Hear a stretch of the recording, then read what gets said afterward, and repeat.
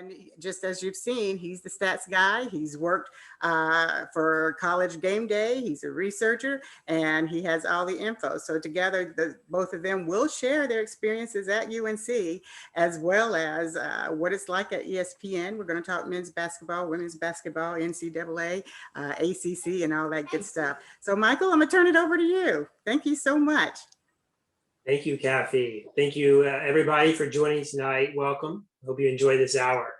I'll tell you a little bit about myself. I grew up in the Philadelphia area and fell in love with basketball. Went to Raleigh Massimino basketball camp in the 80s. Quickly fell in love with ACC hoops in the early 90s, and just so many great players coming through all the schools, particularly UNC.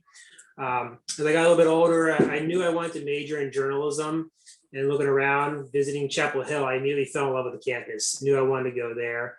Got there just in time for the Bill Guthridge era and Matt Doherty era. Did get to see the unlikely Final Four run in 2000. And that celebration on Franklin Street was utterly bananas, probably about 10 feet away from somebody who fired off a firework out of a backpack, which is always a fun experience. So lots of good times. Some of my favorite memories are from being in Chapel Hill.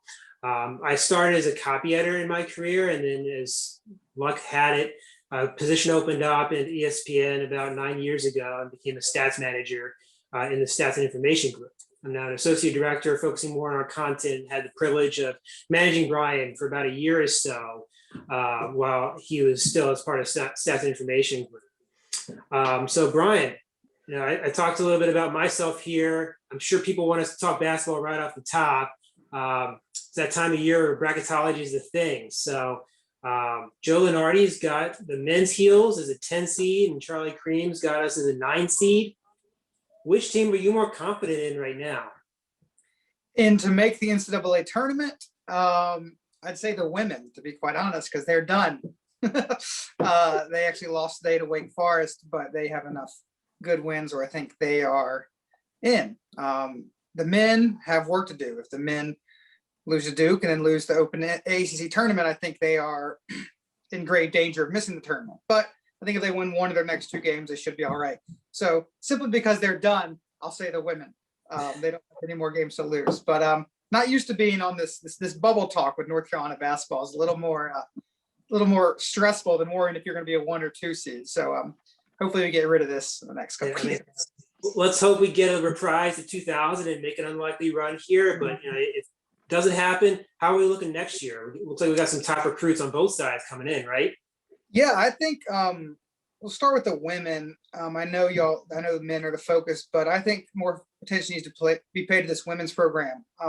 Courtney Bangart's bringing in 4 top 20 recruits. The second best recruiting class in the country behind, I think, South Carolina, who has like literally 4 of the top 5 players in the country.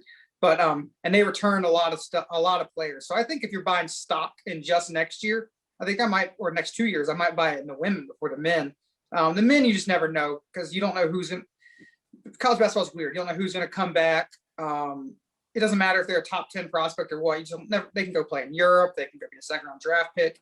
If you ask me this question in July, I'll probably have a better understanding of the men's team. But you just never know with the men. But honestly, I think we need to pay more attention to our women's program, because I think they're building something pretty special in Chapel Hill. I appreciate you sharing that insight. Recruiting is definitely a significant part of all of our coverage at ESPN of college hoops.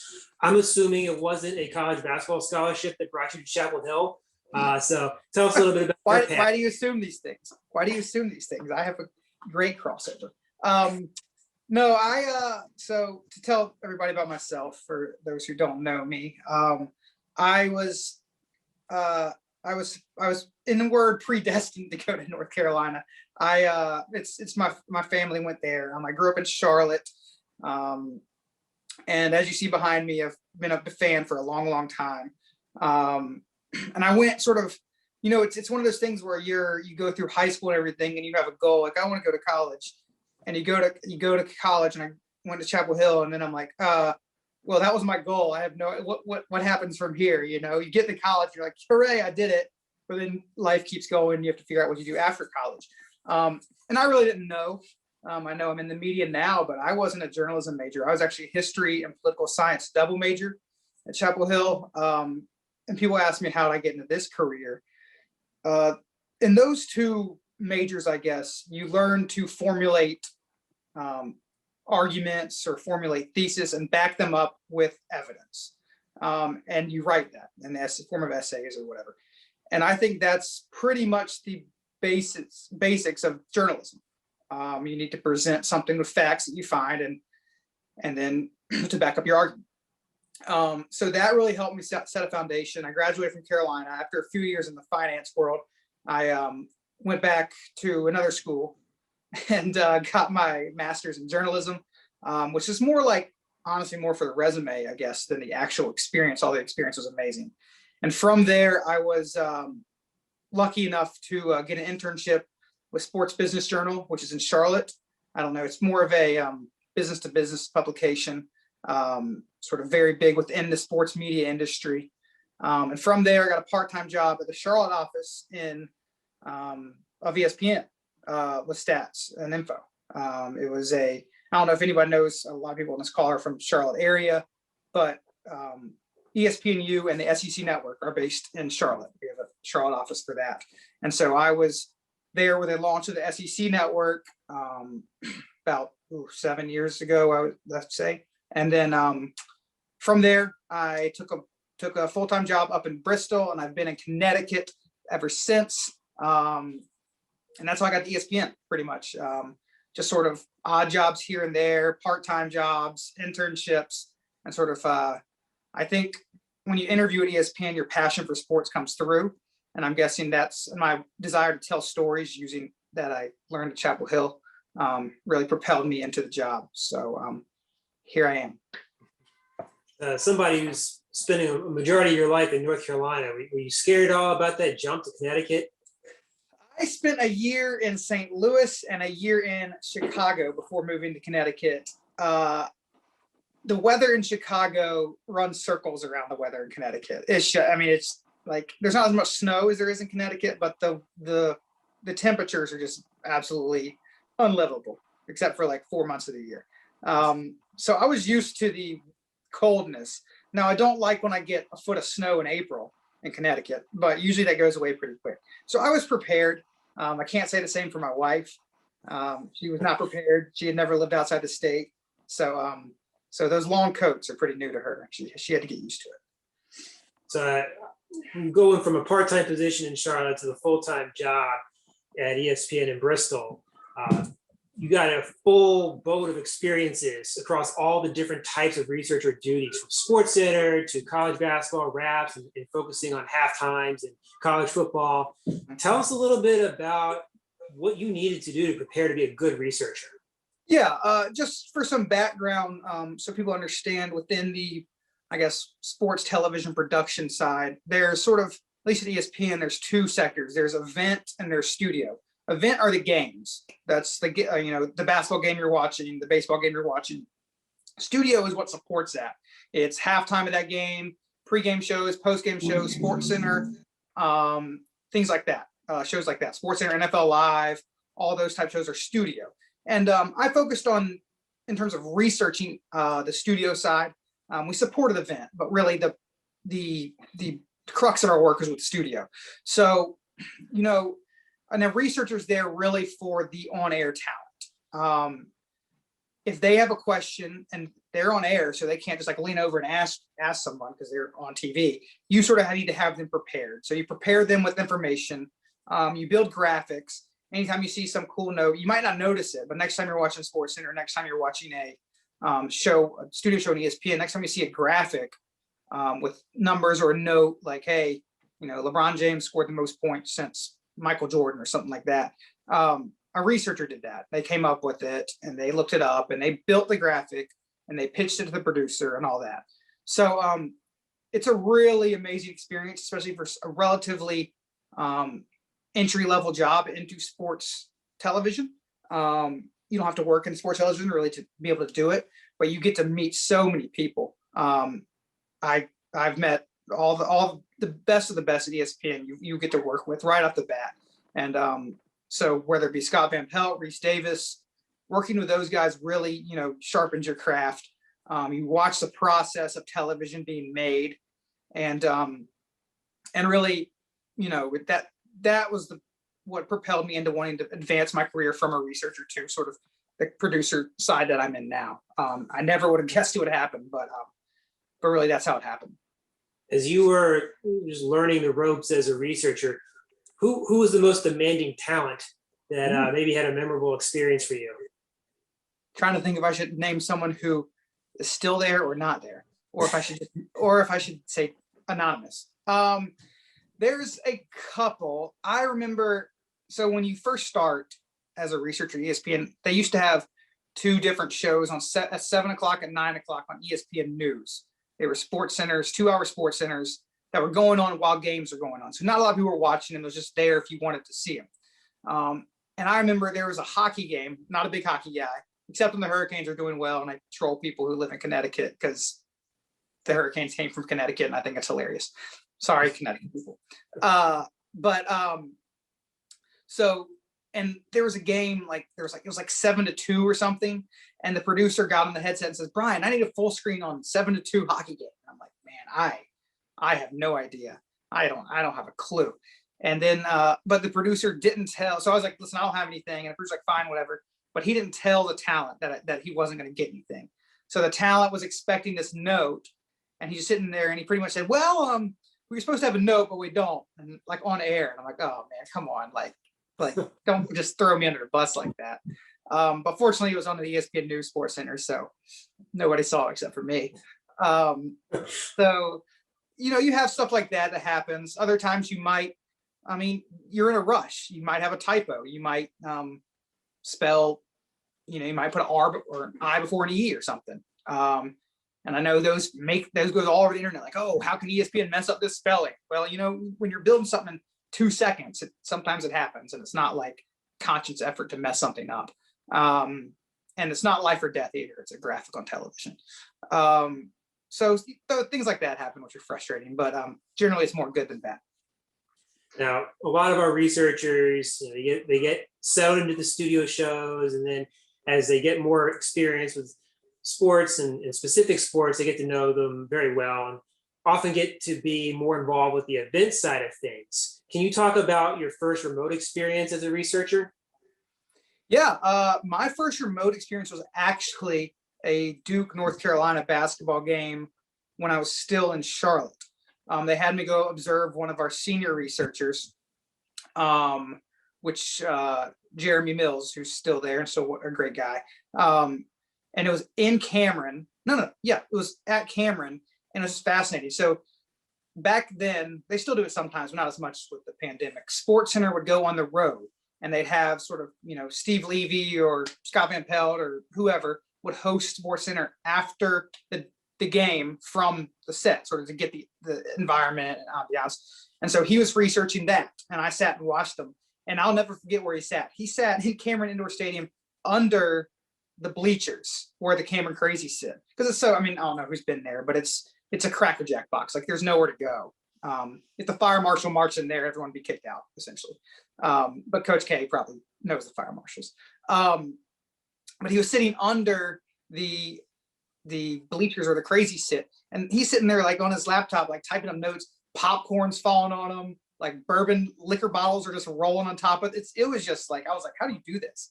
I'm just sitting there freaking out about the game, and he's just typing away notes. He went to Rice, so he didn't really have a rooting interest, but it was remarkable. I'm like, I'll never be able to do this.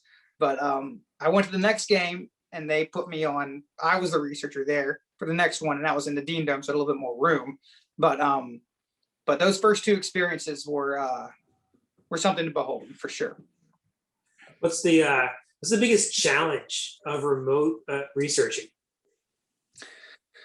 It can't. Sometimes it's as simple as getting internet. Think about when you're at a sporting event with 20,000 people just trying to send a text message. Sometimes you're trying to get on Wi-Fi to look up notes or log up or pull up the rundown. The rundown is essentially the script of the show you're working on. Sometimes it doesn't work, and you're sort of flying blind. That can be tough.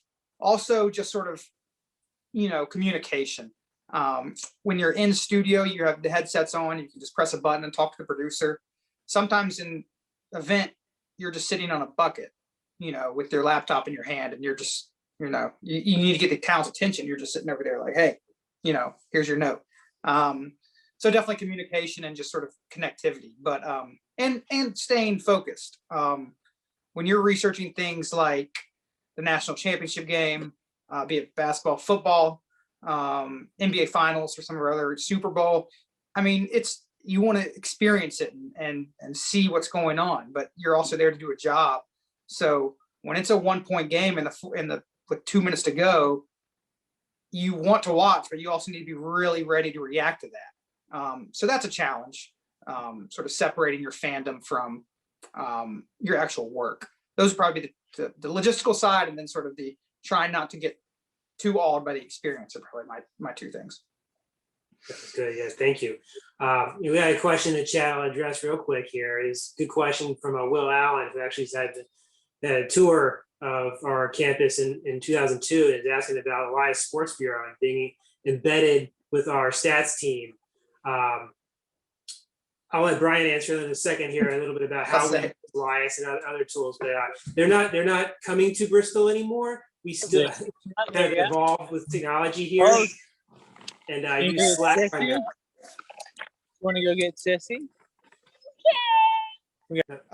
Yeah. So Elias is huge. So I don't know if anyone knows, Elias is also sort of our sports research group entity. I think they're still based in New York. They help sort of the next level stuff. They're like MLB's official stat organization. I think there might be other leagues' official stat keepers, essentially. So if you have a question about, long-armed lefty Rose, who pitched in 1883 for the Cincinnati Long Stockings or something, they can help you with these crazy questions because they have the all-time records. So we work with them a fair amount. It's all, at least when I was there, it was all digital stuff. It was all like communication over Slack or emails or whatever. Calls, they used to be phone calls, which is hilarious because you get the same people on the phone at all. Like, you can tell they've probably worked at Elias for 20 years and like, Elias Sports Bureau, and you'd answer, feel like a 22-year-old researcher and like a 70-year-old guy who's worked the same place for 40 years. But they're still there, and they're a huge help confirming some of the more complicated stuff that we don't have access to, which Michael could speak to. But I feel like that started to sort of shrink a little bit as ESPN's gotten our own resources. We haven't had to rely on Elias as much, but Michael deals with them more on a day-to-day basis than I do anymore. Yeah, I think, and Bryan's quite aware of this, especially with college basketball, is that the various tools we have at our disposal are often spread all over the place. We've developed a lot of Excel databases ourselves. I think we right now have 250 different Excel databases across all sports. Some of the ones we're most proud of are in college basketball. We built out things for all ranked games in the AP poll era, every NCAA tournament game of all time, being able to really dig a little deeper than even Elias can. There's been some questions where we asked Elias, and they flat out understand that we probably have better information around the NCAA tournament than they do. So it's an evolving space there, and we just try to find the best information possible. Yeah, I would definitely say Elias is more limited. They're more catered to the pro sports than they are the college sports. I'd argue, because I've been college focused pretty much my whole time at ESPN, and my interaction with Elias is definitely more limited compared to the folks who were MLB focused or NBA focused, at least from my experience. Yeah, we got another question here in the chat. This one from Scott Gunn. He's curious to know about your favorite Carolina football and then Carolina basketball memory as a student. Oh, Scott, great question. I might have run into Scott at a couple of these. So my favorite football memory is probably 2008. Yeah, 2008 home game against Notre Dame. It went better than the one this year. So we won. That was with Cam Sexton. I think TJ Yates had broken his leg or something. And Cam Sexton had a little end around, jumped in the end zone, scored the winning touchdown. The Notre Dame quarterback was Jimmy Clausen, who everyone thought was really good. He ended up not being really good. But he drove them all the way down to like the 10 or 15, finding Golden Tate over and over. And then I think they caught the ball around the 10. Golden Tate for someone fumbled, and we scooped it up and won. And I thought, UNC might as well win a national championship. I mean, they beat Notre Dame at home. I don't think they'd ever done that. And I just remember it being in the student section, and I think there was a pass interference on UNC on the last drive, and the students were all sorts of rowdy. I mean, there were lemons flying onto the field, because they had those huge lemonades. They were, orange. Like it was a wild atmosphere, and I just remember that game in particular for football. As for basketball, I mean, the entire 2009, I was a junior run. I remember the championship game in 2009 we watched. And it was like 900 times, 99 times out of 100, people were freaking out and nervous. It was like a coronation. It was weird. Like everyone knew we were about to just destroy Michigan State. It was just a giant party. Just different than anything I've ever experienced. So the 2009 championship and then that Notre Dame game in 2008, probably my two answers, Scott. Those aren't bad. No. I think it dovetails to something I wanted to ask you about, which is just the challenge of remaining objective when you're on the job. And was there a particular game or moment in your time at ESPN where it was just really hard to focus with the Heels playing? 3. The first was the 2017 national championship game. I was there. So that I was with Game Day, and there's another researcher there as well, because Sports Center and other shows were also there. So we had 2 researchers in Phoenix. I met with the producers and other researchers the night before, and we all decided I would do all the pregame stuff, hours of pregame coverage, Sports Center, Game Day, everything, and he would take care of the postgame stuff, which in hindsight was brilliant, because I mean, he's like, the producer gave me a ticket and said, go watch, you're done. I got through the first half. I'm sitting there by myself. If anyone's ever watched these games in the stadium, it's terrible. You can't see anything. So I was too nervous. I walked back and I had to work. Like I had to have something to look up because I couldn't just sit there and watch. So I sat there on the couch next to a very senior executive at ESPN and was just like looking up notes and every bucket, like, God, or yes. And he'd be like, what are you doing? And I'm like, I'm an alum. He's like, oh, okay, I get it. I went to UConn or wherever he went. So that was one. The other one was the Zion blew out a shoe game. I was there for that, which was Barack Obama was there. Ken Griffey Jr. was there. I mean, all sorts of celebrities are there. Like it was, I mean, everything was about Duke and Zion in that game. And when UNC won by 100, it was just hilarious. Like all I could do was just to crack up. But I looked up all my notes. It's easier to look up notes when you win than when you lose. And then the other one, well, maybe those are really the 2 that stick out: the Zion shoe game and the 2017 national championship, where I really had to sort of focus and keep my cool. And even when I was able to relax, I couldn't keep my cool, so I had to go back to work to keep my cool. So those are the 2. 2017, I think, was probably the toughest one I worked. Where like tonight, I was running our production and trying to stay focused. And at the time, the room I was in, our data management team was also in the room, and they have to watch in standard definition. Now, all things being equal, you would rather watch in high definition, which is those of us focused on content we're doing.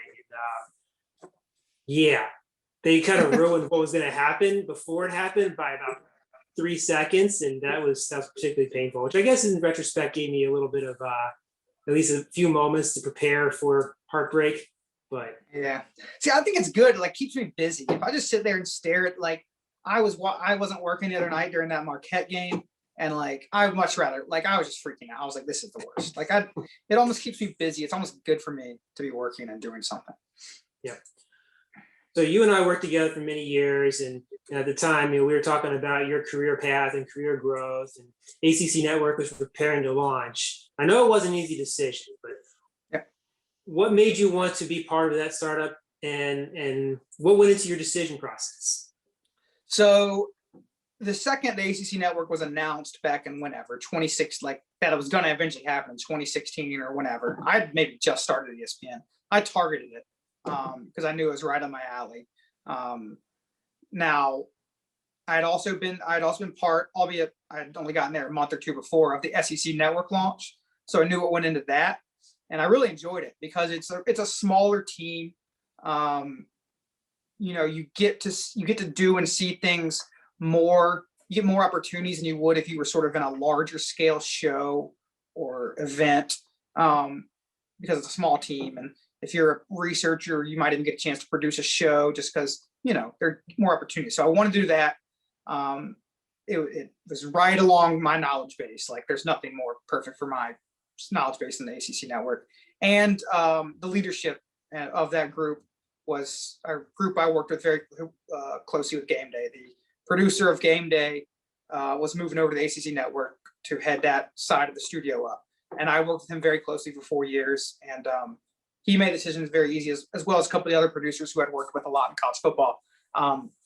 So really the people, the content, and sort of my desire to be in a smaller pond, I guess. Those are the three things. I was nervous as hell because I was going in the producing role and I didn't even know. If you've ever been in a TV control room, there's a lot of buttons, and that made me nervous. So I just hadn't figured out all that stuff. I was nervous because I was confident in my researching abilities and my role there, but the decision to go there was a pretty easy one. What's been the biggest challenge in learning the producer duties? Yeah. At first, it was just figuring out how everything worked, but that took a couple of times. I'd say not getting comfortable. When you're new, you just pretty much want to do like, oh, this layout for this show works. I'll just do this every time. But like that makes for bad television. So repetitive. So sort of trying to be uncomfortable, take risks. The ACC network is great, but it's not the top of the, you don't have your best of the best always working there. Sort of it's a training ground where people are trying to learn and grow. And so, it's a place you can take risks like that. And so sort of pushing myself and not getting comfortable in every show I produce, I think that's part of it. Also, a lot of our talent, be it basketball, football, had never worked on TV before joining the ACC network. So growing with them and sort of helping with them, because they're always asking questions like, hey, what can I do better? And you're like, I don't know, what can I do better? I know, new to me too. So sort of talking that out with the more experienced people. That's what I would say would be my challenges. Sounds good. We're here at 7:30 and appreciate everyone who's asking questions. Keep them coming. We got another 30 minutes or so. I want to switch up the format real quick with Bryan here and do some rapid fire word association. So I'll throw a word or a name out there and you give me one or two words or whatever. Don't get me in trouble. I won't get you in trouble, I promise. All right. You ready? Yep. Tyler Hansbrough. Hard worker. Dingo. Blue. It's so blue. Like it's just really blue. Cameron Crazies. Nerds. Sorry. Okay, no one crazy sees watching this. What was this one? Carol Hall. Econ 101. How'd that go? Did not go well. My business school track was knocked out. It was knocked out real quick. Chapel Hill. First semester, freshman year. Yep. Franklin Street.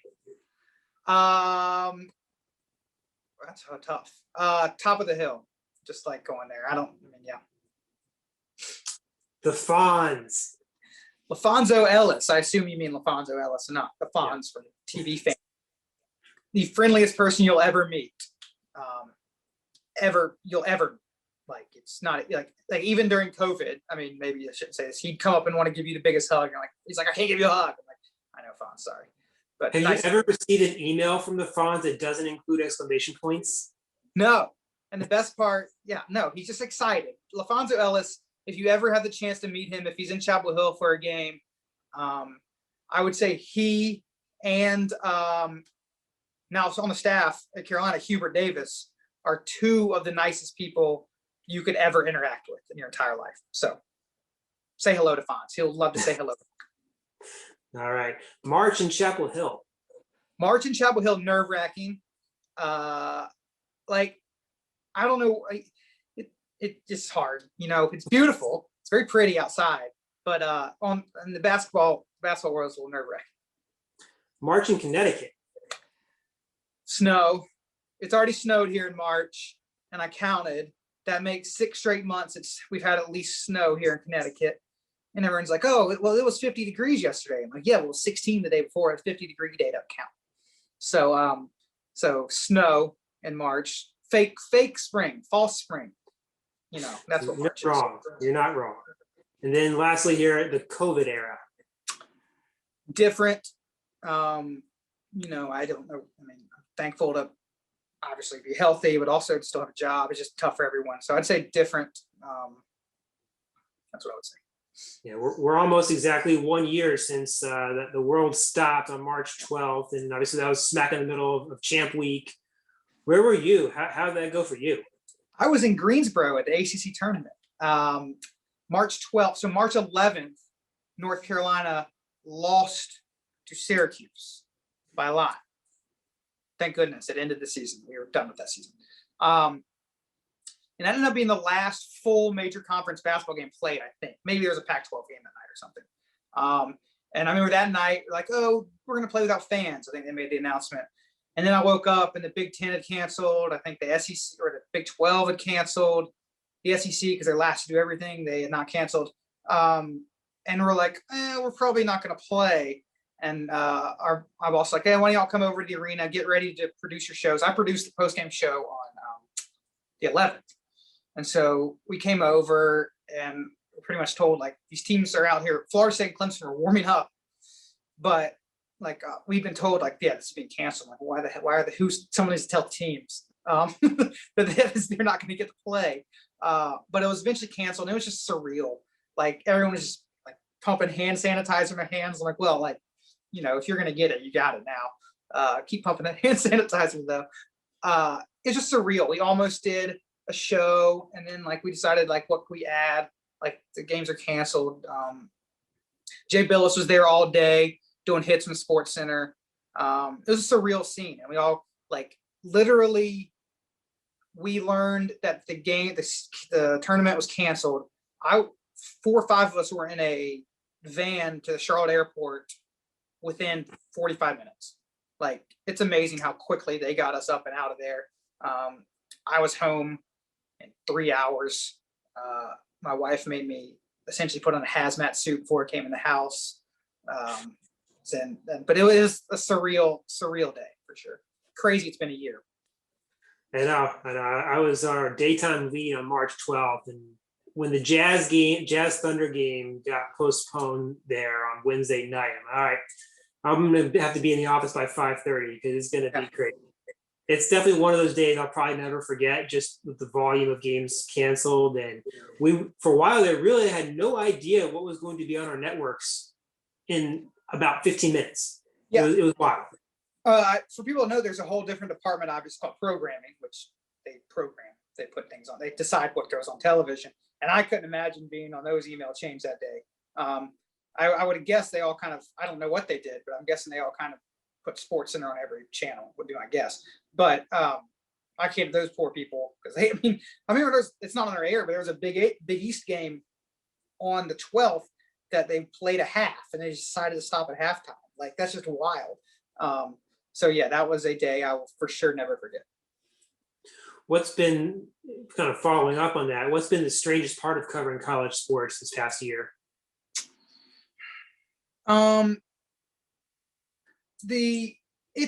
Not having fans wasn't weird for football, in my opinion. I mean, it was at first, but it quickly, changed. Not having fans in college basketball I think more than any sport, is the most jarring, because college basketball is so reliant on those atmospheres, so make the atmosphere great. So a lot of people like it more than the NBA because of the crazy atmospheres. It's jarring to watch a game at Allen Fieldhouse, which, by the way, is the best place to watch a college basketball game, or Cameron Indoor without fans. It's just doesn't feel right. But as far as television, it's having all of our talent not be able to be with us. They're all at their homes like this, it's this, which presents challenges, not only for our studio shows, but for people calling games. You might not know it, but I bet you 90% of the Carolina games this year have been called by someone sitting in a spot just like me right now, watching the game. They probably have 5 different angles of the game, but they quite honestly don't know any more about what's going on the court than you do at home, be it a controversial call. So I think that's been different for everybody, but at least, to be quite frank, we're having games to watch. Yeah, there's a lot to be grateful for. As crazy and as bad as things have gotten in the past year, there's still enough sports to keep us distracted and entertained. Obviously, it has impacted college hoops. Is the lack of preparation what's wrong with Duke? No. I think anytime you rely heavily on freshmen, you have the chance for it to be a very volatile season. I'm sure the lack of preparation didn't help, especially when you have new faces. But as you see with Carolina, I mean, you can go out and beat Louisville by 45, you can beat Florida State, and you can just go out and look terrible against Syracuse and Marquette. Freshmen are hard to rely on. And Duke had the #1 recruiting class in the country, but if you look at their recruits, they didn't have anybody in the top 10 or 15. So like they had a lot of good recruits, a lot of them, 6 or 7 top 50 guys, but no RJ Barrett, no Zion Williamson. They didn't have a guy that's going to make you just so good. So I think that's been a problem for Duke. They also don't like to pass the ball to their best player, Matt Hurt. His usage rate, for those who like stats, is incredibly low. But you see the top guys like Cade Cunningham going to Oklahoma State. If he was at Duke, or if he was at Kentucky, if he's at Carolina, those teams are very much not either missing the tournament or on the bubble. It's just the elite talent did not go to the Blue Bloods. They got good recruiting classes that if they happen to stick around next year or a year farther, those 3 teams in particular are going to be really, really good. But it's just a matter if they stick around. So I think it's more of an issue of, just freshmen that are not truly elite yet. What is Duke's? Right now, Duke's in the first 4 out with Lunardi's bracketology. Are they going to get in? No, I don't think they are. I quite frankly, if you polled a lot of bracketologists, if you will, I don't think they would be that close to the bubble. Now they're Duke. It's good to talk about. I don't think anyone debates that. They're a hot button issue. Now, if they beat Carolina and then win a couple games in the ACC tournament, I think we can talk about it. But as of right now, they have a lot of work to do. They don't have actually NC State winning last night gave them 2 quad 1 wins now. That stuff's very wonky. But they just don't have the resume. They have some rough losses a loss at Miami is a really killer for them. Losing to Georgia Tech the other night, because Georgia Tech's also a bubble team, that hurt them because it pumped up one team and dropped them down. Duke got some work to do, but they're certainly talented enough to do it. All their games have been close. It's a lot like Carolina last year. They're better than Carolina last year, but they're losing all these close games. So they're not far off, but they're running out of time. And it's been a weird year for all the Blue Bloods. Obviously, Carolina is part of that. It's a weird team, all things considered, with no player averaging more than 12 points per game. It really hasn't happened under Roy Williams. He's having to play as freshman a lot more minutes than he usually does. Who's key to this team if we're going to make a deep run in March? The easy answer is Kerwin Walton, the least heralded of all the freshmen. I don't know how close attention everyone pays, but if he shoots well, Carolina wins. And he shot well most of the year until this past Monday, where he's 0 for 7 from 3. But because Carolina simply doesn't have any shooters, so if you can get at least something from him, it helps. But my answer is actually the point guard, Caleb Love. We saw what he did at Duke: 25 points, 7 assists. But simply, Carolina's offense cannot function without a good to great, function at a high level, good to great point guard. And you never want to, he's a freshman, it's hard, but I was looking up the other day, there have been, I think, 5,025 in the last quarter century. More than 5,000 freshmen or players have attempted as many shots as he's attempted in the season last year. He's second to last in field goal percentage. Oof. So, he just he can do it. It's just he needs to be more efficient.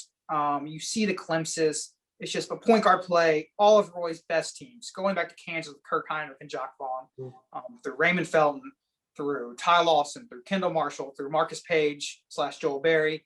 they've all had great point guard play. And I'm not saying it's a national championship team, but for this team to do any sort of damage, they just need better point guard play. Because the big men are great, but it doesn't matter if you can't get them the ball. And also they need to finish better at the rim. But for me, the answer is Caleb Love, without a doubt. Yeah. Obviously, Tar Heels know a thing or two about Gonzaga. Is this your year?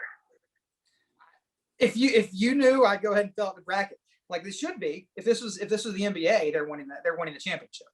Nobody could beat them 4 out of 7 times. But the NCAA tournament's a crapshoot, and they won't have really played anybody on the level of a Sweet 16 or so opponent since I don't know, to January, December. Unfortunately, they were going to play Baylor, but that game got canceled. They tried to schedule Kentucky actually this week. Kentucky and Gonzaga tried to play, which Kentucky's not great, but it certainly would have been a step up in competition. But I think they're clearly the best team when hitting on all cylinders. You never know in an NCAA tournament you're going to run into, say, an Auburn team that hits 23s or something like that, like UNC did 2 years ago. But on paper, yes, they are undoubtedly. I think Michigan can challenge them, but at their peak, I don't think anyone can touch Gonzaga. They're just a joy to watch. If you haven't watched them, you hear a lot of people, quite frankly, talk crap about college basketball and just the style of play. Watch Gonzaga. They're different. They're a very fun team to watch, and they're very talented. And they've got bona fide NBA talent on the roster. Mm-hmm. Yes, they're in the West Coast Conference, but they're dominating at an impressive level, including on offense too. With college basketball, you raise a good point. The single elimination tournaments, you just never know. Anything can happen with one bad game. Despite that, more often than not, the favorites in the women's side end up in the Final Four. Do you see that happening again this year, or is it going to be a little bit more wide open? Well, I see it happening just because there's not the parity there is in the men's game. There's more parity than there's been in the women's game in a while, but there's still not what it is in the men's. UConn's not 40-0. There's no team that's just like going to run through. And even when UConn is undefeated, we've seen them get to the Final Four recently and get beat, but they're getting beat by another 1 seed or something like that. No, I think South Carolina in particular is really good. They're 1 seed. They've lost a couple games, lost to NC State, but they're talented. UConn, Paige Buchers is one of the best freshmen the country's ever seen, not just UConn. And then out of the ACC, you're gonna have probably 2 seeds or better in Louisville and NC State. I quite frankly don't see either of them winning the championship, and they can get to a Final Four. But to me, UConn, Baylor, and South Carolina stick out to me. Also, there's some teams out west. Stanford's good, but yeah.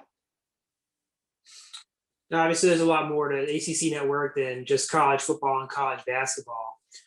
What sport have you enjoyed covering most outside of those 2 major ones? It's a good question. One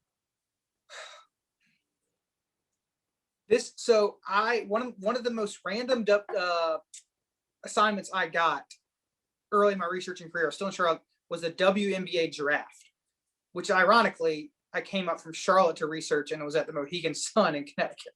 Why they didn't send a researcher from Connecticut, I don't know, but they gave it to me, and it was like the working with the people in the WNBA was spectacular. They're the nicest people ever. They gave you all the access. You met with the prospects. I think it was Brianna Stewart's draft. She went #1 overall. That was my favorite like non-college sports event to work by far. As far as other sports, the field hockeys and the soccers of the world in the ACC, where the ACC is truly elite. Lacrosse, I think every men's and women's lacrosse team in the ACC is ranked except 1. Because not only because their sports are great, but because they want you involved. Everyone knows like it's hard to get access to a Clemson football or to a Duke basketball, Carolina basketball, Florida State football. It's hard, they're big time sports. They're sometimes sort of reclusive. But these programs like North Carolina field hockey, there's a young lady from up in the Northeast named Erin Matson who plays for the field hockey team.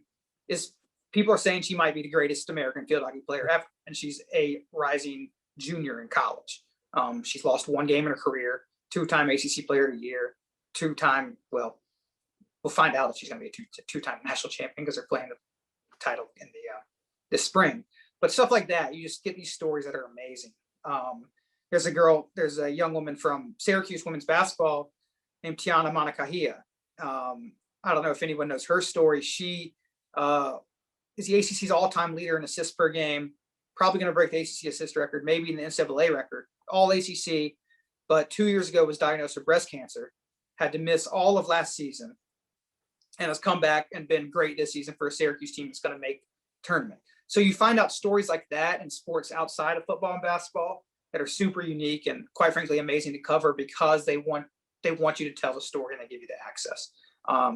So that'd be the sort of the off the beaten path sports that still have elite talent and elite stories. That's one of the advantages of being nimble and sometimes having a smaller audience in Sports Center for sure for the ACC network.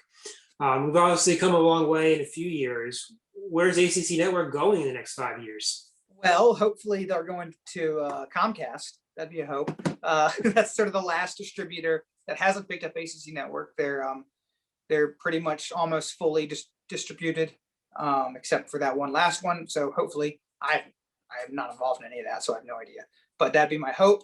As for ACC network, this summer, big NFL draft for us with the likely number 1 pick from Clemson, Trevor Lawrence.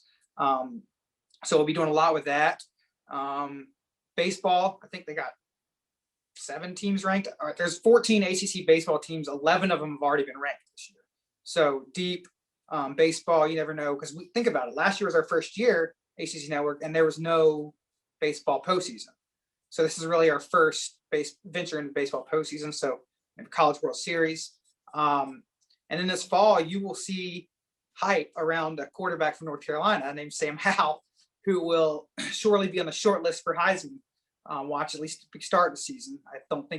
I doubt there has been a more hyped North Carolina football season we will see this summer in the past since 1998, probably 97, 98. I fully expect them preseason top 15. So after baseball, we will hop in on the hype train of North Carolina. At least I will, and obviously Clemson, Miami, all those other teams. But after baseball, it turns quickly to football. Now, going back to basketball, is in the ACC, there's a lot of aging coaches. We're familiar with Coach K, we're familiar with Roy Williams. What's next in 5 years for ACC men's basketball? I think Carolina should go after this Boeheim guy. I think he'd be. I'm just kidding. I don't know. It is interesting because Roy's actually the 4th oldest coach in the ACC, which is crazy to think about. Leonard Hamilton's older, Boeheim's older, Coach K's older. Leonard Hamilton doesn't age, Coach K doesn't age, so they'll be there forever. But Boeheim and Roy, no, I'm just kidding. But it's a great question. It's massive, not only for the conference, but for college basketball. With the two Duke and UNC, you can make an argument they're the 2 best jobs in the country. I think Kentucky would be the other one in that upper tier. So you could have the 2 best jobs in the country open up within a couple years span. And certainly Syracuse is a unique one. We'll see how they'll do. As for the future, I think there's one team set up great for the future, and Carolina alums, we won't like this, but Virginia is set up so well for the future, assuming Tony Bennett stays. I'm not huge on predictions, but it's going to be hard to sort of knock them out of the upper echelon, if not the top of the ACC over the next decade, if Tony Bennett sticks around, simply because that system's hard to beat. So the future right now, I'd say, is very uncertain for Carolina. I don't know who's going to be the next coach. No one does. And the future is uncertain for Duke. They'll be good because they're brands and they're, but if you made me say what's one certain thing about the ACC the next decade, I'd say Virginia's going to be really good. That'd be the only thing I can tell you. I was taking a look too at some of the most tenured coaches, and outside the veterans and the legends we know, like Brad Brownell, sneaky, long tenure at Clemson. Winningest Clemson coach ever. I think 2 years ago when they made the Sweet 16, I think that was a big year for him, just sort of sticking around. Clemson, they got stale with Oliver Purnell, even though he was making tournaments, which I think some people might have regretted. But I think they've stuck with Brunell, and he's done a good job. I really like him. I think Mike Young at Virginia Tech is a very good coach. He has a unique system where he doesn't need talent because he just lets it fly from three. He was the Wofford coach for Carolina fans that don't know, and they took care of, or one of his Wofford teams and another one that he recruited beat Carolina a couple times in Chapel Hill. So just a unique system. I think Virginia Tech set up nice because they're not reliant on recruiting, which is big at a place like Virginia Tech. So I agree. Those two coaches are good. We'll see how Keats does at NC State. It's very up and down with him. He'll win 5 games. They'll lose 2 games they shouldn't. You just never know. If their guards stick around, they'll be good. But yeah, it's a fascinating time for ACC basketball, without a doubt. Our chat, Jonathan Jensen's trying to get rid of Tony Bennett. He's asking whether you think there's any chance that he might make a Brad Stevens-like jump to the calling of the NBA. He'll have to change his offense if he wants to do that. I don't think NBA players are going to be halfway dribbling up court. I'm not sure they're into the pack line defense either, but but you never know. Some people just get the itch. So assuming that Tar Heels don't call up Bryan Ives to be the next coach, what's your next move? Where do you want to be in 5 years, with ACC Network or ESPN? I don't know. I'd love to continue to produce good television. I don't have there's some big shows at ESPN that I don't have stars in my eyes in terms of I want to produce the #1 rated show in ESPN. I just want to produce what I like and what I'm good at. I would be interested in checking out the event side, game production. As I said, I've been all studio. That process is interesting to me. What goes into some decision making with things people do on event producing, be it football, basketball, whatever. So I'd be interested in checking that out. But as far as that, I just want to keep on doing what I like. Excellent. So how often do you get a chance to go back to Chapel Hill? Pretty much only for work and weddings. So I haven't been there for a non-work thing since, actually the last time I was there, I think for a non-work event was that Hurricane game against Virginia Tech in football. And I was like, well, I haven't been here in forever. We're going to sit in the stands. And my dad's like, you idiot, sitting in a hurricane. But yeah, I've been back numerous times for game day and for basketball games, but for non-work stuff, I don't get back nearly enough. What's been, I guess since the last time, from the time you graduated to the most recent time at Chapel Hill, what's been the biggest change on campus or in town? Oh, I graduated 11 years ago, and there's probably 2 places on Franklin Street that are the same. It's crazy. There's a Target next to Granville Towers. It's bizarre. That's easily the biggest thing that's changed. You walk around campus, they've touched up some stuff, but Franklin Street's a bizarro land. And I think the pandemic didn't help closing stuff, but easily the biggest thing has changed, Franklin Street. Like I would go and the producer would be like, oh, take me somewhere like that you liked going. And I'm like, well, it's all different. So that's pretty much it. Yeah, I remember last time I was there was 2015 for a basketball analytics conference, and it'd been a few years since I'd been back. I was pretty shocked about how much changeover with restaurants and everything else on Franklin Street, but that's part of the nature of the beast. So that's why we all get nostalgic. But it's been great. I know we have our host jumping back on here. Is there anything else you wanted to say to wrap up? No, thank you for joining. I hope this was worth your time. I love talking Carolina. I love talking work inside ESPN. I know people are always very interested. If anybody's ever in the area and it's post-pandemic and they let tours happen again, just hit me up and I'd love to schedule something. Thank you so much, Michael and Bryan. Thank you for that. And according to Tracy, we will always have He's Not Here. I had no idea there was a Target down there. Don't jinx it. We can't be jinxing stuff like that. Joe Patrice is here from the GAA, the General Alumni Association, and he's going to share some info with us and close us out. Hey, Joe.